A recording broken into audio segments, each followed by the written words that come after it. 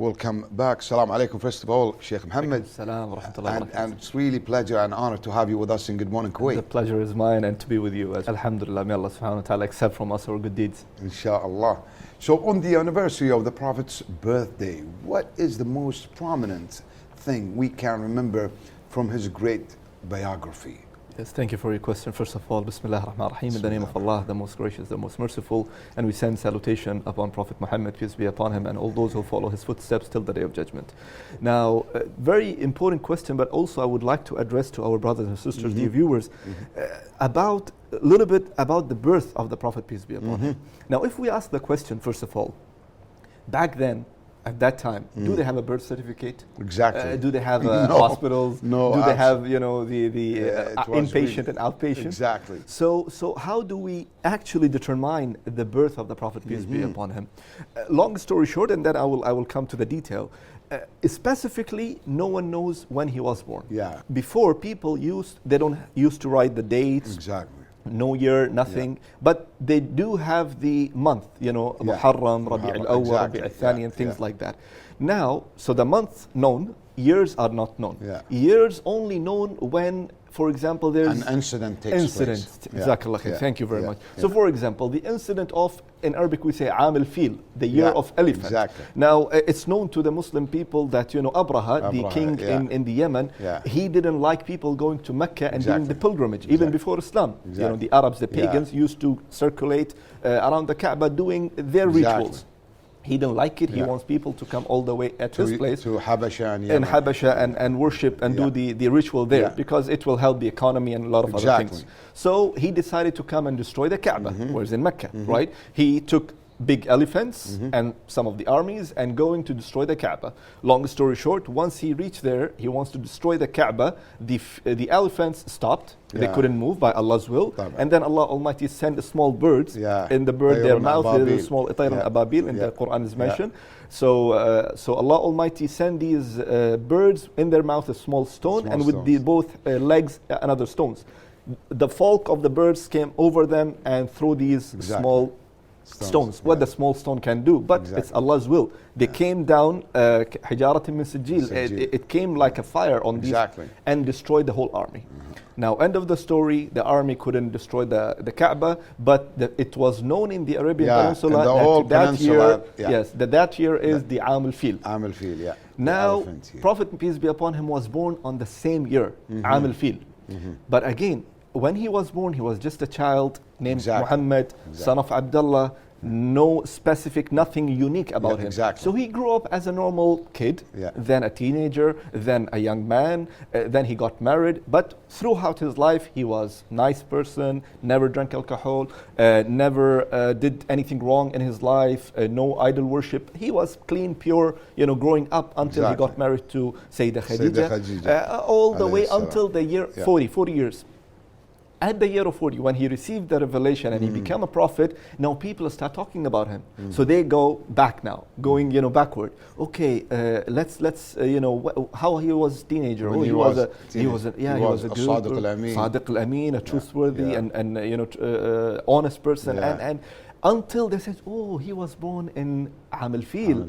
So this is how they go back and they realize, okay, this was the year that he was born. But now, when it comes to the date, the historians, the mu'arrikhin and Arabic we say, the Islamic, they try their best to go back with the date and determine the date. To try exactly. So some people in some books they says 9th of Rabi' al-Awwal. Some people say 12th of Rabi' al-Awwal. So it's different. Yeah, we were talking the approximate. Exactly. So some, because of the majority, they says 12, so they fixed the year 12. Amazing. But coming back to your point, like what is what we can, what's the great thing that we can remember about the Prophet, peace be upon him, specifically at this time, the 12th Rabi' al-Awwal. First of all, Allah Almighty says in the Quran, لَقَدْ كَانَ لَكُمْ فِي رَسُولِ اللَّهِ أُسْوَةٌ حَسَنَةٌ. In chapter Ahzab, chapter 33, verse number 21, that indeed in the Messenger of Allah, you have the best of the example. So for example, if you're a father, you look into the biography of the Prophet, peace be upon him, how he was, a father, how he used to deal with. If I'm a businessman, for example, I look into his biography, how he used to deal with his, partners and things like that. If third person having a lot of friends and companion look into the Prophet, peace be upon him, how he used to deal with the Prophet, with the companion. Yeah, so the messenger, may Allah prayers and peace be upon him and his family, suffered a lot in his early days, Sheikh. So what are the lessons that we draw from the suffering of the messenger and apply them in our life today regarding what a person may suffer from the difficulties of his life? Yeah. You said this very important word, difficulties of the life. Yeah. Now also, this is a message for myself, yourself, and our brothers and sisters. Yeah. Life is not like, smooth, straight line. Exactly. It's up and down, ups and downs, ups and downs. Like the heartbeat, when you do the ECG for the heart, right? So it goes like, teet, yeah, sometimes very quick and sometimes exactly slow. But what it means when you see in the monitor there's a straight line, what it means, the patient is died, is dead, he passed right? away. So exactly, so we cannot say everything in the life is straight, like this is not a life. For example, before coming here into the studio and meeting you, it's traffic outside, exactly. Right? So you feel a little bit like, I'm getting late. This has to be like that. Yeah, so a little sadness, and then sometimes. So this makes sense. This is like a blessing from Allah. Exactly. So you go through, happiness, big happiness, small happiness, a little difficult time, big difficult time. It goes back and forth. Family problem, children problem, problem with the friends. It goes up and down. Yeah. So what to do? First of all, we have to understand that the life is not straight line. Straight line means, dead life. You're not alive. You are dead. Exactly. Yeah. Number two, when we say difficult life or difficulties of the life, the trials and tribulations, we as a Muslim, the Prophet peace be upon him told us in a hadith, لا تتمنوا لقاء العدو, which means in other meaning, don't wish for trouble. Don't wish for trouble. But if you face the trouble, فَتَثَبَّتُوا, deal with it. Yeah. So I should not say that, Ya Allah, I'm a good believer, put me in trouble, test my health. No. Nobody can. No, a believer, a person should do that. Exactly. But let's say qadar of Allah, it's a decree of Allah that someone got sick, someone lost his business or portion of his business. Okay, what to do? At this point, he should not say, why Allah, you're doing this to me? Pray and cry for Allah. Exactly. This is, it gives you more, sense of truthness and exactly, reality. and sweetness of Islam, sweetness of Iman. So we don't say that don't seek help from other people. No, absolutely, that's absolutely. Fine. Brothers are always, should be there for their own brothers. True. But go back to Allah Almighty, number one. This is how we deal with the difficulties of the life, even the happiness in our life. Then go back to the brothers. Definitely a good really example. So how do we teach, our children and showing them the love and the approach of the Messenger of Allah, peace be upon him and his family? Yes, also very important, because all questions are very important actually. Now, you mentioned about the children, and our children, they are the future of this ummah, the future of this nation, right? They are the one who will be leading. Our extension. Exactly, our extension. They are the one who will be leading this people, this state, this country, this ummah. Absolutely. So and in Arabic, it's a very famous saying, النقش في الحجر أو تعليم في الصغر النقش في الحجر. When you teach at the early age, it's like engraving on a stone.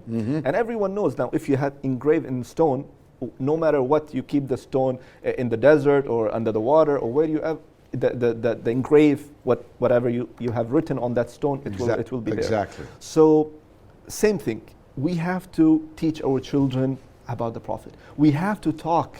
We cannot keep the duty of teaching to the teachers.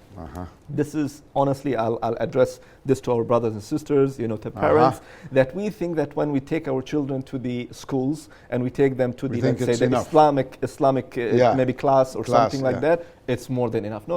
It's my duty as a father, it's your duty as a parent. To saying, for example, drink water as the Prophet ﷺ. Say Bismillah because it's a sunnah. Sit because wash your hands. And it's simple things. Natural things that you do on daily basis. Just you have to inject little by little, drop by drop, the love. So that's the thing. The more you talk, you are injecting and telling that little boy, girl of yours, about it. So about the Sunnah and everything, as Allah says, everything about the Prophet. Every behavior always, everything. bring the seerah and the presence. So these are the glimpses that we can teach. Don't depend in the school. Yes, school is doing good job. Good, teachers but are doing. But also we have most of the time they are with us. Most of the time they are looking at us. So we have to talk the walk and walk the talk, as they say. Exactly. And we have to also teach them slowly, but as they say, slowly but surely, and they will gain the love. Exactly, definitely, Sheikh Mohammad Naqwi. Honestly, the conversation with you really amazing, and it's interesting, and I want to go on and on, but unfortunately we are out of time. So maybe if you have a last word for our viewers, or a piece of advice, it's your time now. Jazakallah khair. Thank you. Just a minute or maybe less than that to my brothers and sisters, dear viewers, that Allah Almighty gave us this life, and this life is limited. As the Prophet, peace be upon him, says, we are a traveler in this world. So traveler means transit period, and then we are going somewhere else. In this case, what to do? A clever person. I'm not saying now devote yourself from the world and sit as isolate yourself in a place. No. But what I mean that the time is limited. We will go and meet Allah Almighty. We will be facing Allah Almighty. So try to get as much as possible from the good deeds, from the Quran, from the life and the biography of the Prophet, peace be upon him. Whatever that we can learn and teach others, your children, your siblings, whoever that you can. And once you get that, these are the real diamonds that you will take with you in your last final destination, and you will meet Allah Almighty with that. So this is my advice to myself, to my brother Abu Hassan, brother Farid, as well my brothers and sisters. Thank you, Sheikh Mohammad Naqwi. That was really amazing interview, and definitely we learned a lot from you, and thank you for enlightening our viewers. May Allah bless you, brother. Thank you very much. Thank you. Dear viewers, different determinants related to physical health and healthy environments, safety and security, lifelong learning and social connections, as well as access to quality services, influence the way our brains develop and adapt and respond to stress and adversity. These, give way to strategies from promotion and prevention across the life course. To know more about that, how Alzheimer's changes the brain, let us watch the following report.